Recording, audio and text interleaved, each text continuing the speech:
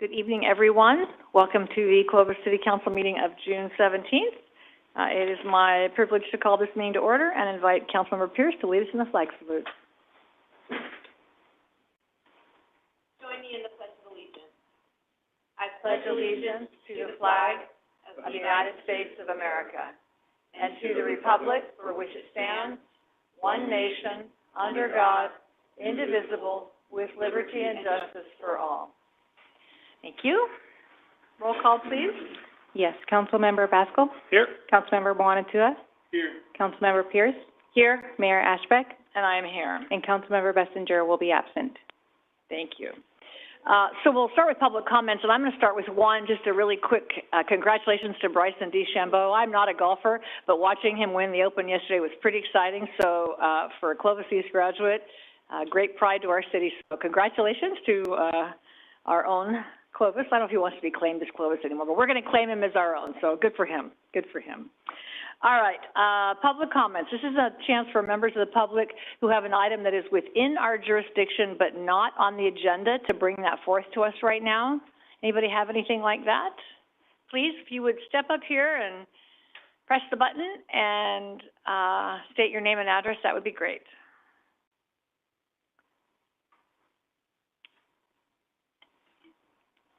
Test. Good job. Thank you. Good evening. My name is Manjot Singh. I go by Mo Singh as well. I currently own a smog check station in the city of Clovis. I've owned it since 2011. I'm the owner and the operator of the sole business, and me and my wife as well. My wife is here named Tanya Gerwal. And on March 7th, we're having a very, very great day, and then randomly out of nowhere, I had 3 different city officials arrive to my business, and they were implementing authority of my signage and of a unit that I have there that I'm also doing business out of. The thing was that when they were speaking to me, they were speaking as if I was a smoke shop, but I'm a smog shop. So I believe they miscategorized my business and implemented an authority that was not necessary. I was told to my face by a community service officer to take down my United States flag. I'm born here and from here, and I love my community, and I love where I live, and I love helping the people that are from my community as well. And they did give me a warning for my signs, which I do take into regards. And they did also give me a citation for a building that I've had and I've done business with since 2019. I'm operating a DMV registration service where I help consumers instead of going to the DMV to expedite the service to come for a small fee where I can give them a tag and a sticker immediately. I've helped countless people. People love working with us. People love the business idea. Now, my shop is very, very small. It's just a 2-bay garage. So I've been doing smog out of there since 2011, but when I got married in 2018 to my beautiful wife here, I added the business of DMV registration so she can carry that on and I can do my own thing. And we've been very, very successful. But when the officers came out on March 7th, they gave me a warning correction notice to get rid of the building that I'm currently using to operate my DMV services out of. They told me that they needed to be gone and removed, but when I put that there, that was the most quickest and most efficient idea I could think of to just start business. And now they want it gone. So I'm wondering if there's any way that we can possibly come to a conditional permit, or maybe it's different ideas for zoning, because it would just be it would be a big loss for the community that I help out so much, that walk over, drive over, ride their bike over, their scooter, help their mom who's disabled, a mom that has 5 kids that can't go in that line. We're helping countless people. We even help the city officials come. We help them as well. And I just please ask that if you can please just please help me keep my container there so I can please operate my business as I've been operating. That's all I ask. And I love my community, and I love where I am, and I love the United States. Thank you for coming down here. I'm sorry that it has been a difficult situation. As you might know, during this public comment, we can't take any action because it's not on the agenda, but we hear you. And I don't know, have you reached out to any city staff As a matter of fact, I just spoke with Mr. Singh, and my recommendation this evening is to have him speak to Police Officer Mike Sweeten, who's had the lead on the tobacco ordinance that we introduced in May.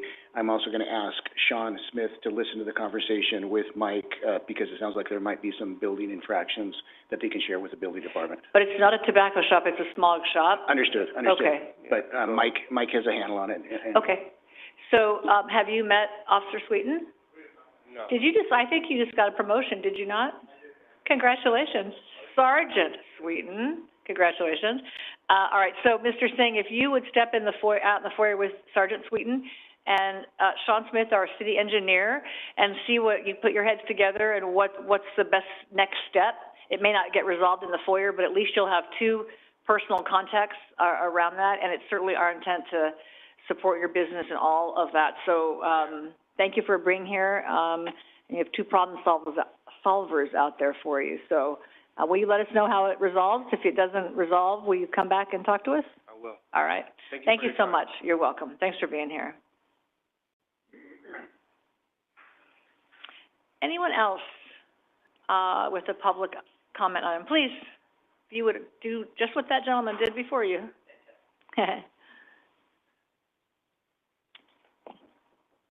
Hello, good afternoon, good evening. My name is Rav Singh. My family owns a couple liquor stores here in town in Clovis. Earlier on this afternoon, early this evening, I met with a group who also met with Councilwoman Diane Pierce. In regards to this tobacco licensing, licensure, I guess, that was brought before you on May the 13th and then voted on May the 20th. There's a lot of retailers that have a lot of concerns, and we weren't made aware of it. When I spoke to a officer, Corporal O'Brien, he told me that there was a media blitz, and that's how the community was made aware of this new plan. Unfortunately, not a lot of us are on social media, so we weren't made aware of it. None of the retailers were. We understand that there is an ongoing problem within that sector. We are very clear on that. But at this point, my concern is it goes into effect July the 1st. I myself, my family, we have two stores in here in Clovis.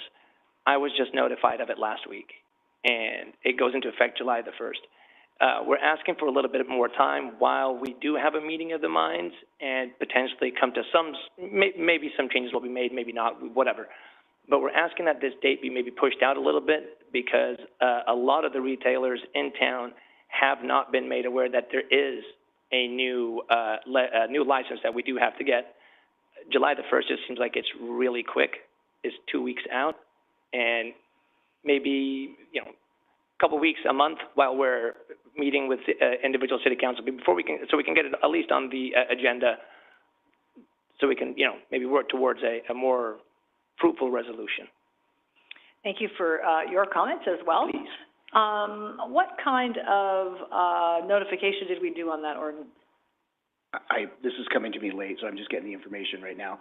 We approved it on May 13th and May 20th. We adopted it. We're talking about the tobacco ordinance. Sergeant Sweeten, actually from PNS, the Neighborhood Services, actually has the lead on it, so he can get the detail. We have personally notified, as of today, 50 of the 80 shops that we have in town, and we're in the process of noticing the 30 others. I believe that, and I have a meeting on Wednesday with some representatives. I'm meeting with a Mr. Singh. I'm not sure if you're the same, but I'm meeting with a Mr. Singh on. Is that you? No, that's like Jones. Well, say you're related and come with him. So, well, yeah. you are Mr. Singh, so he's actually meeting with you. Yeah, You didn't know it. I apologize for that. No, that's okay. I am meeting with a Mr. Singh on Wednesday on the issue, and we're totally flexible at taking a look at the proper noticing and making sure, and the implementation date. Realistically, by July 1st, they only have to apply for it to begin the process, so nothing really needs to be completed other than the application by July 1st. So what I would encourage you to do is when Sergeant Sweeten gets done with the conversation there, touch bases with him. Okay. And we're going to meet on Wednesday, and we'll make an effort to communicate with at least the 30s that we have not communicated with, other than the social media. So, I was gonna make another joke about Mr. Singh and Mr. Right. Singh, and like, Yeah, wait, this is right. what's happening, but I didn't want it. You started it. You Yeah, started. I'm totally with it. It's totally fine. It's okay. You started. So I wonder if, John, after you meet on Wednesday, if you all feel like 30 days would be better, and we have one more meeting in August, that first, August 5th. So if after meeting with your colleagues and others, if you can join the meeting, or however that is. Absolutely. But if the staff would decide that maybe 30 days would be best, additional 30 days, you could bring it back to the council meeting on July, thank you, first. My helper over here. July 1st. And we could, continue, if that was the pleasure of the council, to make sure people would know. Because for sure, it was not our intent to surprise you, or. Right. So if we didn't get to you, we, Right. apologize for that. And after looking over it and speaking with Councilmember Pierce, there is some issues that we're all on the same page. The retailers, we recognize it. The problem is we've been, in the grand scheme of things, there's gas station, convenience stores. I think we all got put in together as tobacco retailers. But there's a certain element within those tobacco retailers, smoke shops, which work outside of a conditional use permit. They don't have those.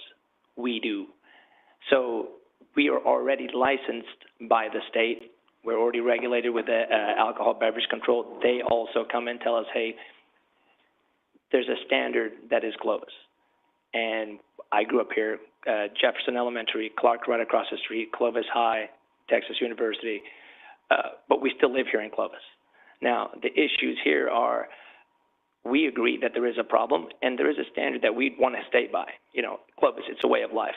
And there's elements, or there's products being sold in a lot of these smoke shops that are just absurd. We wouldn't want them anywhere near our community. The problem is we are being associated within that same retailer group. They're able to operate outside without the conditional use permit, whereas we do not. We don't. There was 47 businesses that were cited, or 47 businesses that were visited with it, whether they were investigating, checking, whatever. 35 were found in noncompliance. I can assure you, those 35, almost all, if not all, were going to be smoke shops. Maybe we could come up with a solution where it's something along the lines of they're given a choice, because we already have a tobacco license through the state that we're regulated by, and they come by, check, audit, all that good stuff. Perhaps they get a choice at the smoke shops. You can either apply for a conditional use permit, or you can apply for this tobacco license for the city of Clovis. Both elements would allow them to be regulated and checked, Yeah. and fit the standard that is Clovis.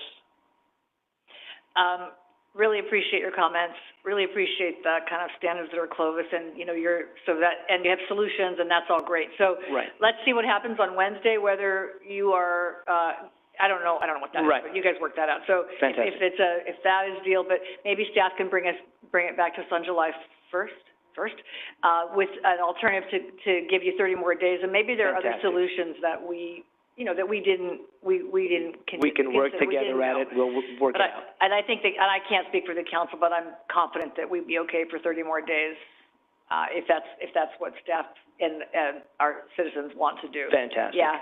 So thank you so much. Thank you so much for your time. You're welcome. Thank you very much, everybody. Thank you. Thank you very so much. Appreciate you. If I Thank could you. just, Do I if turn could just this add, off? You can turn it off. Thank you. Thanks. I'm just gonna ask Rebecca to get Mr. Singh's contact information and share with him my contact information so that I can at least communicate with you after my meeting on Wednesday with Mr. Singh. Okay, fantastic. But it might be with him. We just don't know now. Yeah. Sorry. Again, you started it, so you just gave me that opening. Thanks for your good humor on top of it all.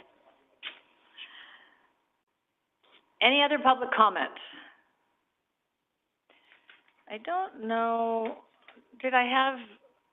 was there one letter? There's one right here. Oh, well then, there you go. So much for that. All right. Anyone else? We'll close the public portion. Ordinances and resolutions with respect to the approval, the reading of the title shall be deemed a motion to waive a reading of the complete resolution or ordinance, and unless there is a request by a council member that the resolution or ordinance be read in full, further reading shall be deemed waived by unanimous consent of the council. Next up, our consent, is the consent calendar. These items are considered routine in nature. They're acted on with one, vote, unless a council member wishes to pull any of the items on the consent calendar for additional discussion. So, council, is there any of those items you would wish to pull off the consent calendar? Anyone in the audience coming to speak directly to one of those items? All right, seeing none, I'll bring it back and would entertain a motion for the consent calendar, items number 1 through 8. I'll make a motion to approve the consent calendar for items 1 through 8. I'll second that motion. There's a motion, a second. Is there any other discussion? All those in favor signify by saying aye. Aye. Opposed? Motion carries 5-0. And just to clarify, it's fours. Okay, I want it to be 5. Okay, 4-0. Sorry, thank you. You didn't say it fast enough. Step up. Don't leave me out there on my own. All right. Next item is, under administrative items, is item number 9. These are, regular matters on our city council agenda. Number 9 is consider policy direction on a request for 18 rural county residents seeking annexation, approximately 38 acres, to the city of Clovis for properties located near the southeast corner of Perrin Road and North Sunnyside Avenue. Quail Run 18 Association is the applicant. Rich Wathen and Jared Callister are the representatives. I am going to recuse myself from this item. I have received a campaign contribution from Mr. Wathen that exceeds the $250 limit, so I'm going to step away, right back there, and turn it over to Mayor Pro Tem Onatua.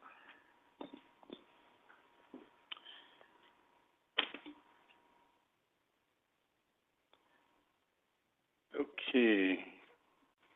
For item 9, the staff on this is our senior planner, George Gonzalez. Go ahead, George. Thank you, Mayor Pro Tem. Good evening, members of the council. Good evening. The exhibit, the aerial before you here, just shows the general area of the project site that we'll be discussing this evening. The area in red is the recently approved track 6205, and the topic of discussion this evening is the area in blue, which is approximately 38 acres of land. Just to provide the council just a quick recap, recently the council approved track 6205, also known as the Shepherd North Project, in March and May of this year, which encompassed a total of 155 acres. It expanded the sphere of influence, as identified in green on the screen, and it included a few general plan amendments, a track map, a plan development permit associated with this project. Just to give the council a quick update, subsequent to the approval of this project, the Board of Supervisors approved the 4th Amendment to the MOU on the 4th of this month. And currently right now, LAFCO is tentatively scheduling the annexation of track 6205, at least scheduling the hearing for July 10th. And if approved, the area in red should be annexed into the city by mid-August. However, the focus this evening is a letter that planning staff received from the Quail Run Association, the Quail Run neighborhood, which they are proposing to annex and connect to city water. This encompasses approximately, or it does actually encompass 18 rural residential properties for a total of approximately 38 acres, identified in blue on the screen. It's important to know that this area in blue is, staff considers this a fully developed area. It has been developed consistent with our general plan land use designation of rural residential. Therefore, any decisions made on this proposal will most likely set precedents for future similar projects, rural residential folks that want to come into the city down the road. And also, in the letter, the applicant is requesting policy direction from the council regarding the proposal. If the council provides planning staff authorization to move forward with this proposal, there's a number of items that staff needs to evaluate. And one of them is, of course, taking a look at the tax sharing agreement between the county and the city to ensure that enough property tax revenues are provided to the city to provide the full services to these folks.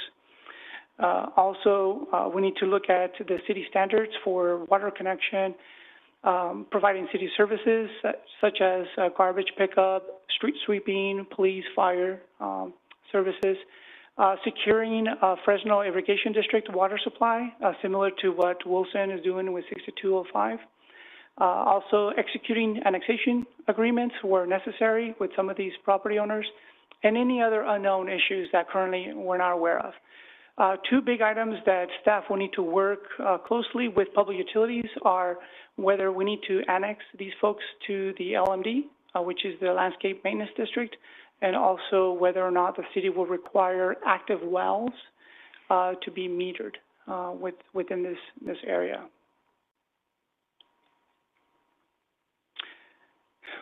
As indicated in the staff report, when the city annexes fully developed rural residential properties, the city receives a very minor portion of the property taxes moving forward. However, the city incurs the total cost of providing those services, as indicated, included police and fire. I want to point out that it is very likely that an agreement will need to be made between the city and the property owners within the Quail Run community to memorialize all of the conditions of the annexation. And as indicated in the staff report, the applicant will be responsible for all costs associated with this proposal, including city impact fees, construction costs, LAFCO fees, and planning entitlement fees as well. And as indicated in the staff report, if authorized by council to move forward, we listed some of the requirements that the applicant will need to comply with, requirements involving planning, engineering, and building. Also, we will come back with a fiscal impact analysis for the council's review and consideration, evaluating exactly the cost of providing all services to this area and the cost that we will need to charge to recoup that. And also part of that consideration, staff will include a resolution for the council's approval to authorize staff to apply to LAFCO for annexation. And that concludes my presentation. It's just tonight's recommendation is that the council provide direction on the applicant's proposal to annex and connect to city services, city water. And that concludes my presentation, and I'm available for any questions. Thank you, George. Any questions from the council regarding this matter? Okay, Councilmember Pierce. Thank you, George. One of the things we're talking about here is the idea that this sets a precedent moving forward in other rural residential people who, as we continue to grow in this area, Heritage Grove and everything north of Shepherd, is it reasonable to assume that this may be a good time to kind of investigate what that might look like? Just a few weeks ago, we had an item that included some residents on, is it Beheimer? On Beheimer, that LAFCO or the county were including in the annexation. So it seems like this may be a time where going forward with this kind of checking things out would be reasonable for a variety of reasons. This is just the first one really coming before us. Is that a fair estimation? Yes, it is. Any other questions? Councilmember Just real quick, you mentioned in here something about metering wells. Mm-hmm. If they went to city water, then that really wouldn't be needed, would it? What was the last part? Sorry? I'm just saying if they went to city water, then metering of wells wouldn't be needed, would it? And I'm going to have Paul Armendariz answer that question.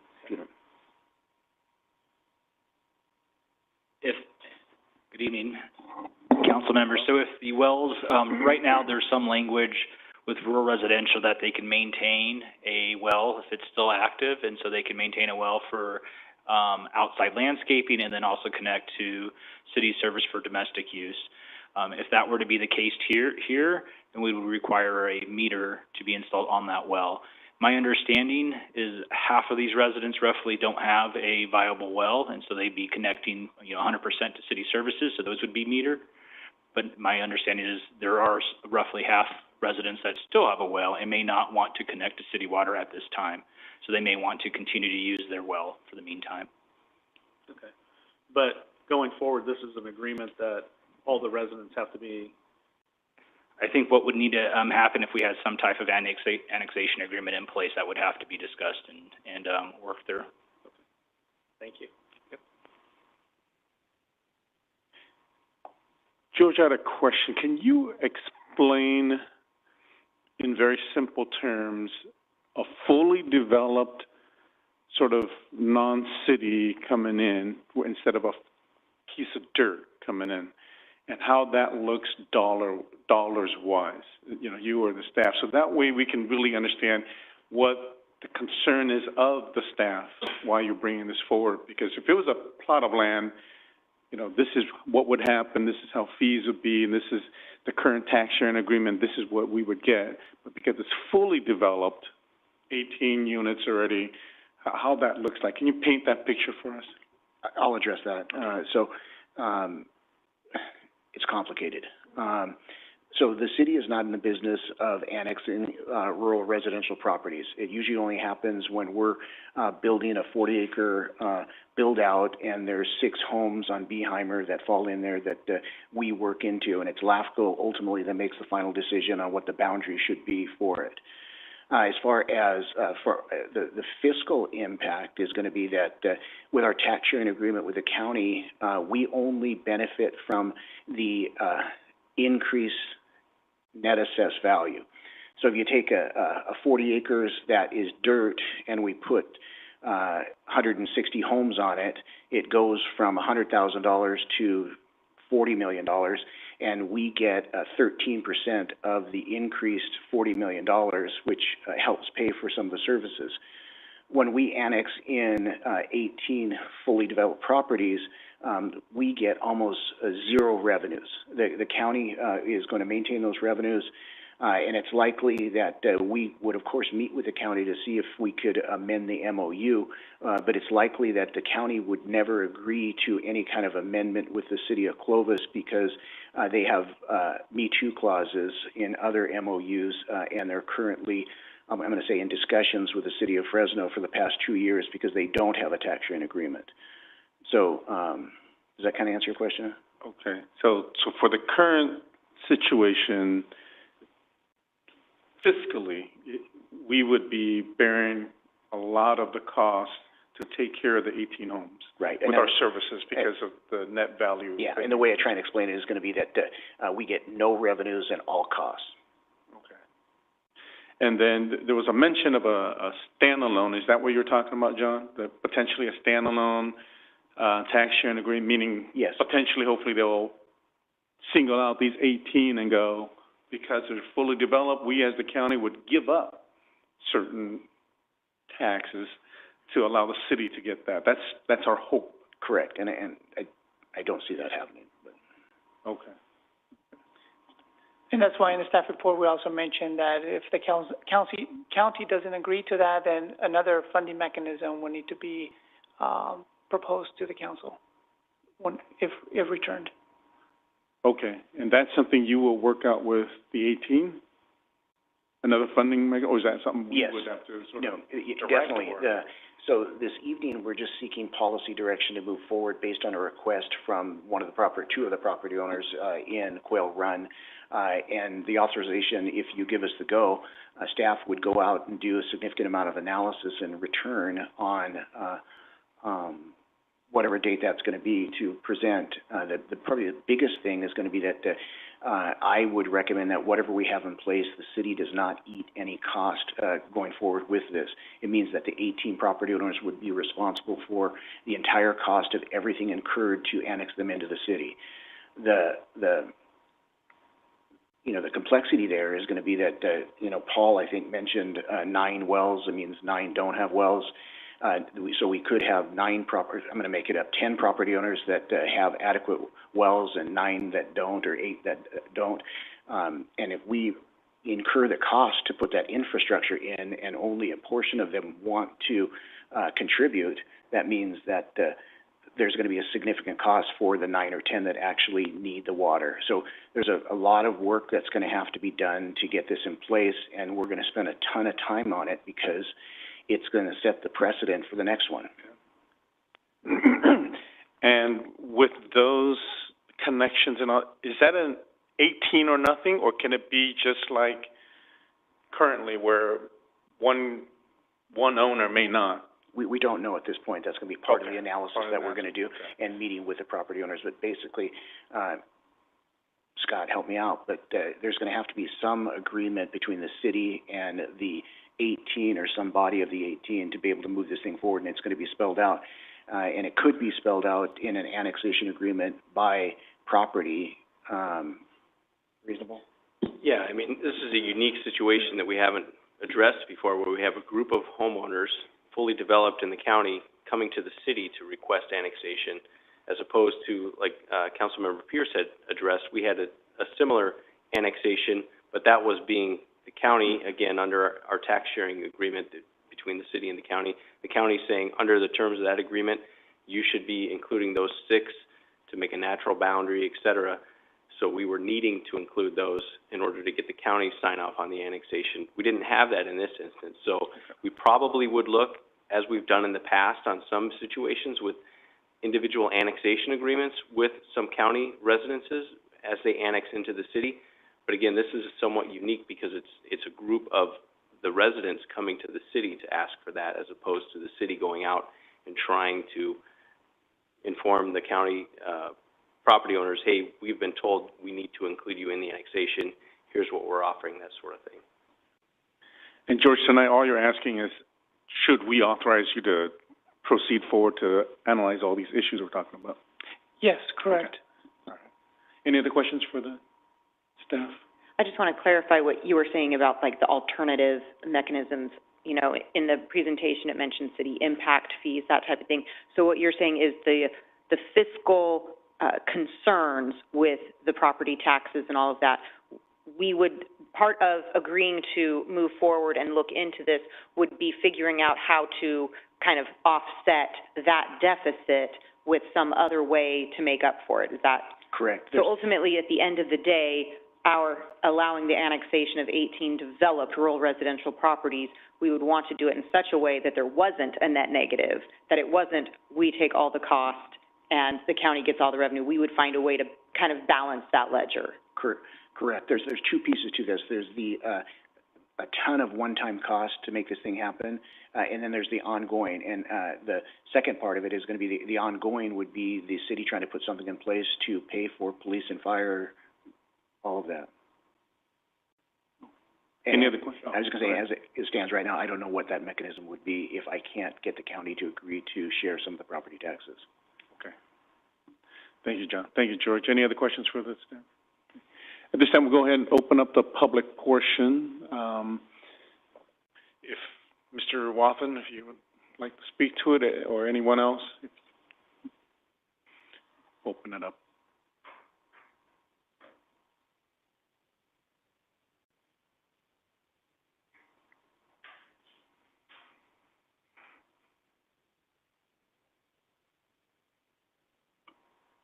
If you can state your name and address for the record. Thank you.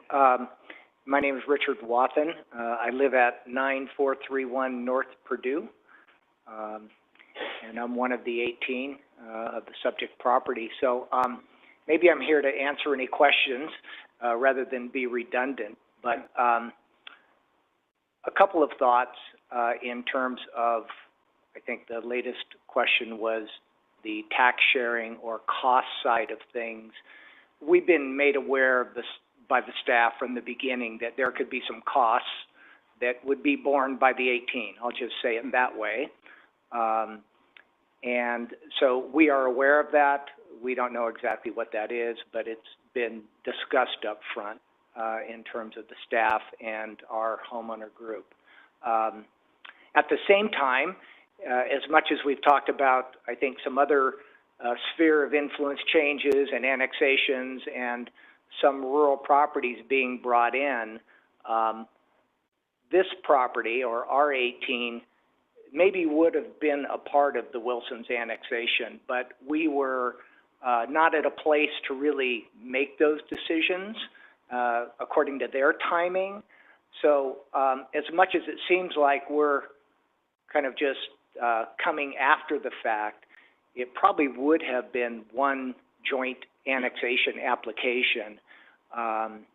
So that, I just wanted to point that out. The other part is that obviously, just visually, you can see the significant impact of this 18 home sites being surrounded, I'll call it, by the city and the density and all the things we've talked about for many, many meetings.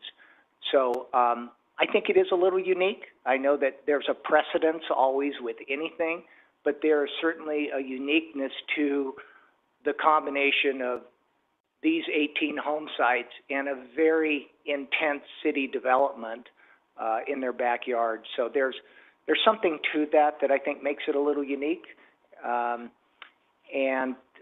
So we're aware of the work before us. I think our purpose in sending the letter and having this on the agenda is, as we're working with the Wilsons on all kinds of things in terms of being in our backyard, we just want to know if the city is willing to work with us to explore the kinds of things that are being proposed, rather than there being some big red flag today that we would like to be aware of.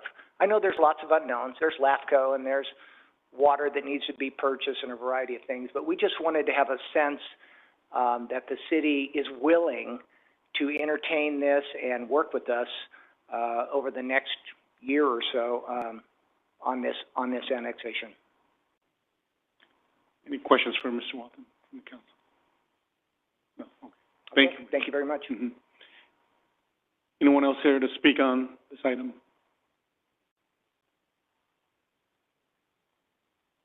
No? Okay. Seeing none, I'm going to go ahead and close the public portion and bring it back to the council for discussion or direction if we have something else. I would make a motion to direct staff to explore the options to annex the Quail Run 18. Do we have a second? Okay, we have a motion second. Any discussion on the item? Okay. I just wanted to say, I think this is a unique opportunity, to John and to the staff, for us to really look at this, because I think we will run into this more and more, especially, as we look at property by the hospital. There's a lot of other rural residential that are built out as we move eastward as well. And I think this is a good test run, especially with 18 property owners who are interested and really are wanting to work with us to try to make it work. So that's why I think it's a good time to look at this, especially with general plan updates coming in as well. I agree. Any other comments? Okay. Seeing that we have a motion and a second on the floor, all those in favor signify by saying aye. Aye. Any opposed? Okay, motion carries. Thank you. Now we'll call the mayor back.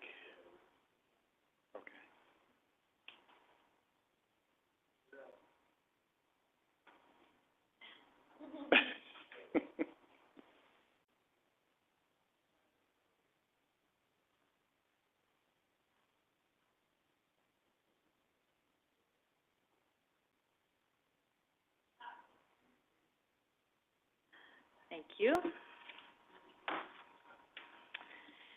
All right, item number 10 is to conduct a public hearing and consider approval of a resolution declaring the results of the property owner protest balloting proceedings and approving the engineer's report for Assessment District 95-1 Black Horse Estates, confirming the assessments for the 2024-2025 fiscal year. Hi. How's it going? I want to get your first name. Jomar? Correct. Jomar Rushton is our management analyst, and Sean Smith is the supervising civil engineer. And it now says turn over to staff to make presentations. All right. That's you, Jomar. That is Take it away. Thank you. Good Yep. evening, council members. A brief recap of previous events. On April 15th, staff presented council with a resolution of intent to begin conducting a Prop 218 vote to increase assessment rates for benefit area 1, and that was in the amount of $373, bringing their total assessment for the year to $1,020. Benefit area 2 was not involved as there was no change proposed, and they will remain at $590 per year. April 24th, all ballots were mailed out to all homeowners, and those ballots will be counted here on the council floor tonight.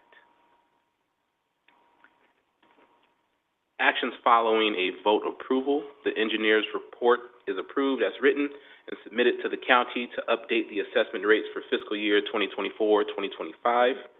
Actions following a vote denial.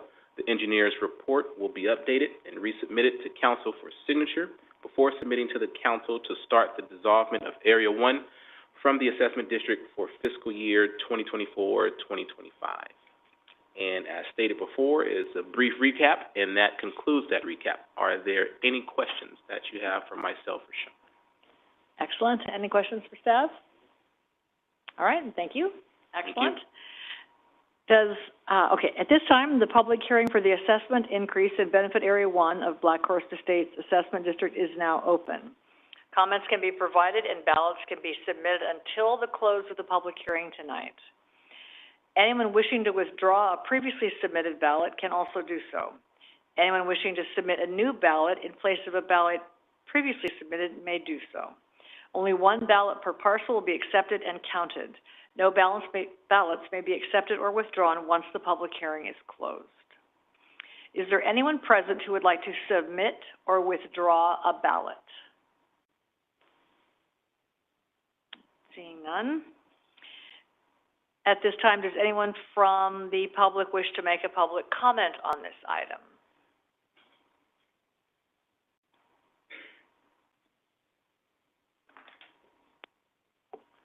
Good evening, Mayor. Hello. Council members.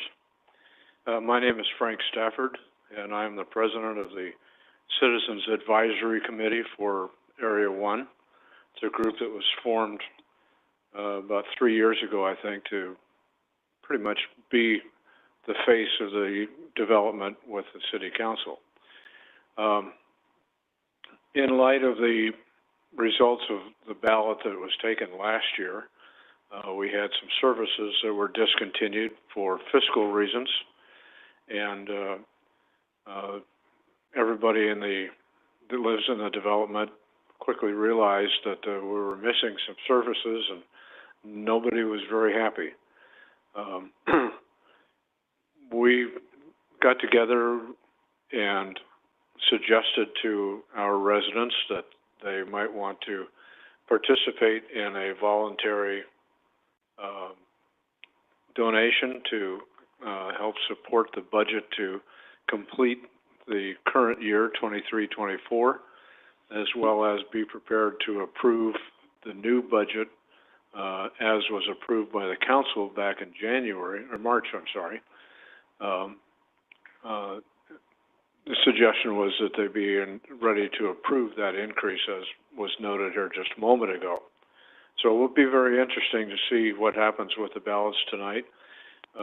In going through and dealing with all of our homeowners, 45 homes, we had the opportunity to talk to most of those people. We did not talk to all of them for a couple different reasons, I suppose. But that's kind of the way it goes. But all the people that we talked to, I believe there were 38 different residents that we talked to, and they all participated, and I'm assuming that they all probably voted yes on the ballot. And so I have with me here tonight a check that I'll prepared to give to Sean Smith in the amount of $5,550 that represents the proration of the budgeted amount for 24-25, which is actually more than the 23-24 amount was. And so we are paying the prorated amount of that. We'll take it up through, sometime in January, when presumably by then, the funds from the county will hit us from the state, or from the, November taxes. So, with that, I'm gonna walk over and hand this check to Sean, and do you have any questions that you'd like to ask me? Well, thank you for stepping up, because I don't think you started out wanting to be the president of anything anyway, so thank you for stepping up and keeping the neighborhood together. I have never seen money exchange hands like this, so that's sort of beyond my scope. So I'm gonna look to the city manager to help us out. I don't know this procedure here. There is no procedure for this, but it's something we can do. We can accept the check, and, it'll be placed in, the account, and, Sean will take care of business. Why don't you hand it to the city clerk, to Brianna here? I promise she'll give it to Sean. Sorry, Sean. That seems a little bit, thank you. Yes, that's the first time ever. Okay, I'm not worried about that. I've never had that happen, so thank you for that, and, thanks for your comments. Any questions for Mr. Stafford? No, ma'am. Thank you so much. Thank you. Appreciate it. Any other public comment? All right, seeing none, we will close the public hearing at this moment. I'm going to ask the clerk to tabulate the ballots and report out the results, and she's actually going to come down here and do that, and we are going to wait, but we will take a brief recess while she does that. So, with that, we'll adjourn briefly to a recess, and when her tallying is complete, we'll come back and report the results. So, Brianna?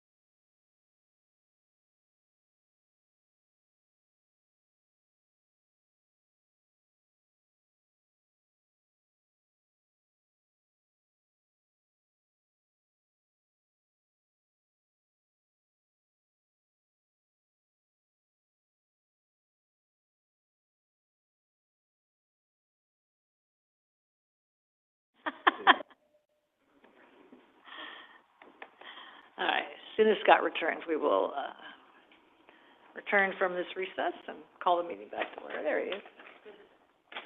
We said we lost the attorney, but I said, do you ever really lose an attorney? They just pop up again.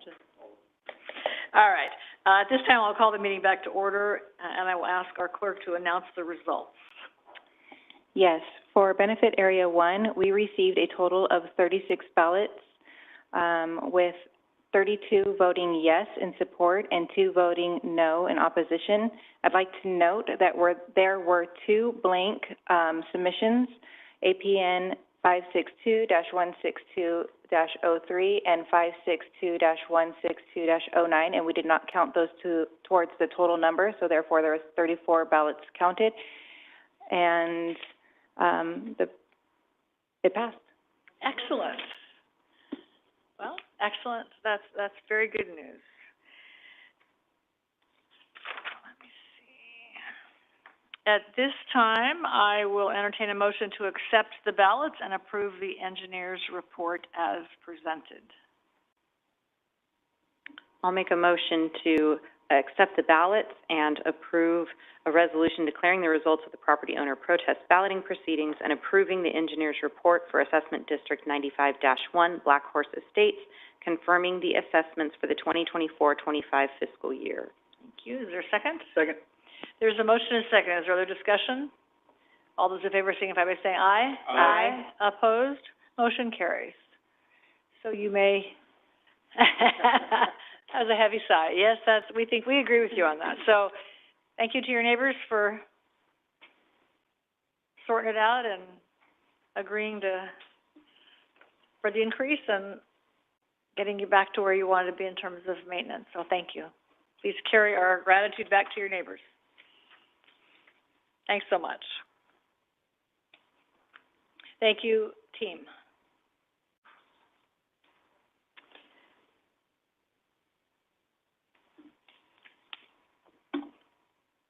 Item number 11, this is considering items associated with modifications to the existing density ranges for multifamily housing in the General Plan and Development Code. The City of Clovis is the applicant on this item.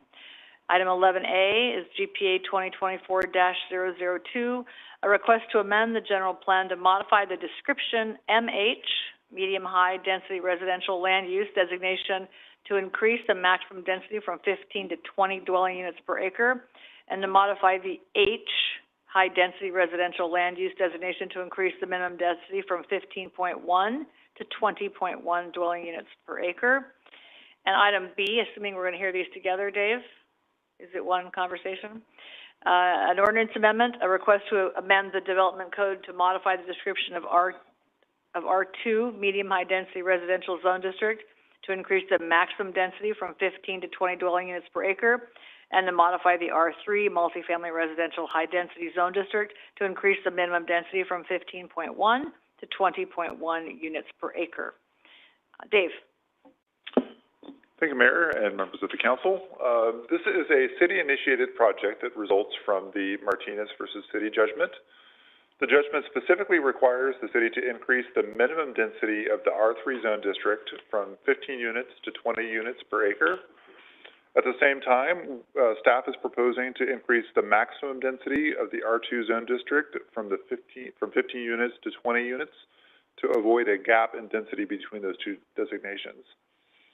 The third component of this is a modification of the densities of the corresponding general plan designations so that the general plan densities match the new zoning densities. There are no changes to any land use designations of any parcels. This is a text change, and we're not changing the designations of any specific parcels. Density ranges, as the council is aware, are based on general plan designations. There's a series of 5 designations ranging from low to very high, along with 5 corresponding zone districts from R1 to R4. Density ranges are in a stair-stepping pattern so that the density range, the top of one range effectively becomes the bottom of the next range. And there are no gaps so that there is an opportunity based on the ranges to develop at any density that one could imagine. The modification that we're looking at this evening, as I mentioned, is specifically due to the judgment in the Martinez case, which says that the city will increase the minimum density of the high-density and R3 zone districts, so I'm going to call that HR3, from 15 units to 20 units. So when we look at that graphically, it just goes about like that. And you can see, as a result of that change, we have a gap between the top of the R2 and the bottom of the R3. We don't like that gap. It creates a void in development opportunities. So we want to fix it by filling the maximum density of the MHR2 designation, which looks like that. So now we're back to a consistent stair-stepping pattern. There's no gaps. There's an opportunity to develop at all potential densities. It's a fairly irregular stair-step, I think we can acknowledge. The density range now of R2 is pretty big. The density range of R3 is pretty small. We kind of consider that to be no harm, no foul at this point. There still is the opportunity to develop the density ranges. It's very likely that when we go through our general plan update over the next couple of years that we'll completely rework what our residential densities look like. This is a map showing all of the R2 properties in the city south of Shepherd Avenue.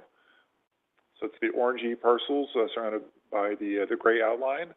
Of all of these parcels, just about 6.5 acres shown in the red circle. So let's do that again. So on the right-hand side of your screen, that 6.5 acre parcels is undeveloped. Pretty much everything else that's shown here has reached its development potential. It's possible that some of that could be redeveloped, but just that one circle has yet to be developed. North of Shepherd in Heritage Grove, quite a bit more, about 65 acres, is zoned for R2 and ready to be developed as part of that master planned development area. We did the same thing for R3. Most of the R3 properties are clustered south and east of 168. Of all of these R3 properties, there are properties kind of clustered around the Loma Vista area that have yet to be developed. And then in Heritage Grove, also a bigger cluster, about 80 acres of R3 properties in Heritage Grove, for about a total of 80 or 100 acres, I think, total of R3 properties. We prepared an addendum to the general plan EIR to evaluate these changes environmentally. I won't go through all of these findings, but basically these findings determined that none of the conditions requiring us to do more subsequent environmental document were in place. And so we're good environmentally, no further analysis. In summary, this project stems from the Martinez judgment, which specifically requires that adjustment to the R3 zone. We're reconfiguring the R2 density to avoid a gap. If we didn't do anything with the R2 designation, we would lose the opportunity to develop projects between 15 and 20 units per acre. And that has been a sweet spot for kind of the medium density multifamily, and so we think it's important to keep it. The proposal maintains consistency between the density ranges in the general plan and the zoning. And finally, an addendum to the general plan EIR confirms that there are no requirements here for additional analysis. This information was presented to the Planning Commission back at the May 23rd meeting. There was no public testimony regarding the project. A couple of minor clarifying questions from the Commission, and ultimately the Commission voted 3-0-2 to recommend approval. Commissioners Antuna and Hinkle were absent. So based on that information, staff is recommending that after consideration of the addendum to the general plan EIR, that you adopt a resolution approving the general plan amendment and introduce the ordinance amending the R2 and R3 zone districts. I have to answer any questions. Thank you, Dave. Questions for staff? Seeing none, open it to the public. Anyone in the public have any questions on this action before us? Seeing none, bring it back to the council for discussion or motion. So if we make a motion, are we doing 11, they have to be separate? You can make a motion, you can add both, but you can separate as well if you want. If the motion includes both, those voting in favor or against should know they're voting for both. I'll make a motion to approve items 11A and 11B, considering approval of GPA 2024-002 to general plan to modify the description of medium-high density residential land use from 15.1 to 20.1 dwelling units. And under item B, considering OA 2024-001, a request to amend the development code, modify the description R2, medium-high density residential zone district to increase the maximum density from 15 to 20 dwelling units per acre, and to modify the R3 multifamily residential high-density zone districts to increase the minimum density from 15.1 to 20.1 units per acre. Is there a second? I'll second. There's a motion and a second. Is there any other discussion? All those in favor signify by saying aye. Aye. Opposed? Motion carries 4 in favor, 1 absent. Thank you, Dave.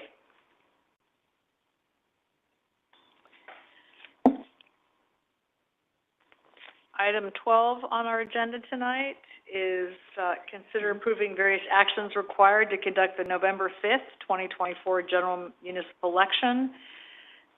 12A, calling and giving notice of the November 5th general municipal election for the purpose of electing 2 members of the City Council for the terms of 4 years through November 2028. And requesting to consolidate the general municipal election with the statewide general election and authorizing the Fresno County Elections Division to conduct the November 5th, 2024 election. And finally, C, establishing conditions for the filing of candidate statements. Brianna. Yes, good evening, Mayor and members of the council. The item before you tonight is a resolution to approve the 3 actions listed above, which are required to conduct the Clovis general municipal election for the City Council. The election is scheduled for November 5th, 2024. The nomination period where prospective candidates may pick up and drop off their paperwork to run for the council will be from July 15th through August 9th. I would like to note that if an eligible incumbent does not file, the nomination period is extended 5 calendar days to August 14th for non-incumbents only. For this election, 2 council seats are available, and they are currently being held by Councilmember Moanatua and Mayor Ashbeck. The term for these seats will be 4 years, starting December and going through November 2028. To comply with SB 415, we are required to consolidate our elections with the statewide general elections. This will be our second elections doing so. Additionally, staff is requesting council approval to authorize the Fresno County Elections Division to conduct our elections as they have conducted them in the last 15 years. Lastly, in conjunction with calling the election, the council will need to establish the conditions for filing candidate statements. In the past, council has established the conditions to limit the candidate statement to 200 words, provided that the candidates prepay the cost for the printing. The county has provided an estimate of $1,040 for each candidate statement to be printed in the sample ballot. The candidates will need to submit their payment at the time they file their paperwork, should the candidate choose to submit a statement. Staff is recommending for council to approve the resolution to call and give notice for the November 5th election, consolidate the election with the statewide general election, authorize the Fresno County Elections Division to conduct our election, and to establish the conditions for candidate statements as previously mentioned. This concludes my report, and I'm available for any questions. Thanks, Brianna. Questions for staff? Open the public comment. Anyone in the audience wishing to comment on this item? Seeing none, we'll bring it back to the council for a discussion or a motion. I'll make a motion to approve various actions required to conduct the November 5th, 2024 general municipal election, items A, B, and C. Thank you. Is there a second? Second. There's a motion and a second. Is there any other discussion? All those in favor signify by saying aye. Aye. Opposed? Motion carries 4 with 1 absent. City manager comments. How about that Brianna Parra? Basically her second meeting, and she's doing presentations to city council. Well done. She's got this. She's got this. Brianna, say your name. Brianna or Brianna? It depends. If you're upset, Brianna. If you're happy, I'll go with Brianna. Oh, Note to self, John, note that. And I will never remember. I know, I'm gonna remember this now. I'm never gonna be angry, so I'm just going with Brianna. There you go, all right. Yes, well done, well done. Anything else, John? Matt? I don't have anything. Diane? I have two quick things. It was brought up briefly in public comments, but I did want to acknowledge that I met with members of the American Petroleum and Convenience Store Association for the Fresno area, and we did discuss some of their concerns regarding the ordinance that we passed for the tobacco retail license.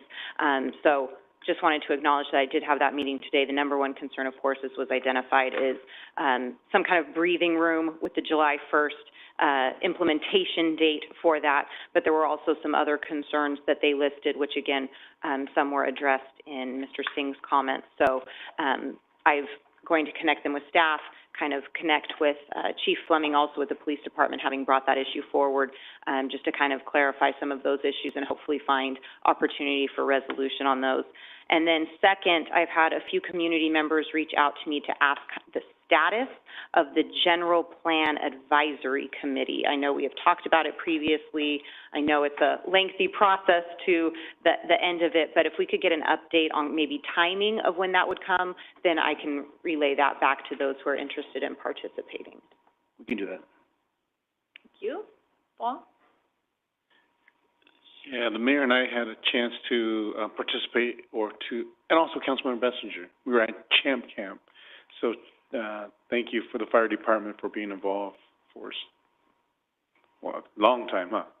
Yeah, very long time. And so it was just great to be able to see our association, Chris Bridger, inviting us to go up there. And so I think that there are a lot of excellent stories. I know that we did not win the chili contest, but also appreciate Police Association for going up there to participate and be in a booth up there as well. I mostly appreciate that they told us those little green dice things were not green onions, they were jalapenos. Yeah. Before I put them in my chili. That was a super good call on their part, so I want an extra thanks to them. Sorry. And it was delicious. I think ours was better. So. But anyway, went to the Flag Day ceremony held by the Clovis Elks, and also a flag retirement ceremony on Flag Day. And then I had a chance to go to Juneteenth, and I appreciate police and fire for being there, getting our explorers and also our cadets, right? Is it cadets? Yeah, to just be out and to be with the community. So, excellent event there. That's all I have. Thank you. I actually had one thing I forgot. Go ahead. So I did, I was contacted by a citizen, and this has come up a few different times regarding electrical vehicles on the trail. Summer's out, golf carts on the trail, the motorized bicycles, you know, because they go pretty fast. So I think we talked about that recently, didn't we? Have that come up in one of our meetings? It's come up a couple times. The last time in working with Scott about 5 years ago, he did take a look at it, and the question on hand at the time was going to be the allowance of electric vehicles on the trails, and there's really nothing that would prevent them from being on trails. And if you take the common sense approach, if you take a look at some of those guys on their bikes that are doing 28 miles per hour compared to an electric bike doing 12 miles an hour, it wasn't really an issue. We haven't addressed the golf carts. Golf carts are becoming more popular for people commuting just in local neighborhood. Yeah, I think the electric bicycles, though, nowadays, I think they go a lot faster, if I'm not mistaken. So you can program them up to 45 miles an hour. Yeah, I mean, some of them are like, you know, motorized vehicles for sure. So anyways, just something for us to keep an eye on going forward, because they are becoming more prevalent on the trails, and, you know, anyway, that was it. That's a good example of kind of adding to the sort of the question list that we have, so we don't kind of keep circling back. I wish I was Bob Whalen, not very often, but right now, because I took a picture of Vong and I at Champ Camp. I'm going to show it to Diane right now. And the caption of this picture was, "Pick out the smarter elected official," because Vong was dressed just like this. It was 140 degrees, and I had on shorts. And so I thought it was pretty funny, and you have to admit you laughed. Yeah. So anyway, I wish you all could see it, but it was like, really, Vong? It's 140. So anyway, but that was my Pick the Smarter Elected Official contest, and It was an easy choice for me. I just will report out that I attended FCTA, a couple of, June 12th to be exact. We passed the budgets for the existing Measure C, the previous Measure C, and all was fairly ordinary. I think the most alarming thing is in the budget cutbacks proposed by Governor Newsom, the entire $300 million set aside for the Blackstone-McKinley grade separation is gone. And so I asked if there was advocacy that cities could do on behalf of the city of Fresno, because we'll all be better if the region has that grade separation. So the suggestion was just to reach out to Patterson, which I can certainly do. But I think FCTA is about the whole. So I think that's kind of alarming, but we'll see where it ends up. And I just wanted to give a shout out to the new FCTA director. He's done a really good job of he has every Measure Sheet project ever created by mankind on a spreadsheet and the status, which I think is super helpful because we get questions about what happened to Herndon and whatever. So anyway, I think it's kind of an interesting model. And then he also started presenting the information in, like this is a Golden State quarter, it doesn't matter what it is, but how much we spent, what's left. And then he has a section on risks. So it's kind of an interesting model as we think about ways to communicate public works projects that make sense to people. So I'll leave these with staff just as an example. I thought he's done a really good job. New eyes sometimes gives you a different look, so I did a really good job. And that's all I have on FCTA. So with that, we will go into closed session, and we will report back out. We're going to address the item that's put on the agenda, and will we have any action to report out, Scott? We're not anticipating reportable action tonight. Okay. But so if there's any, okay. So we will adjourn into closed session, and thank you all for coming, and we will see you on July 1st. Thank you.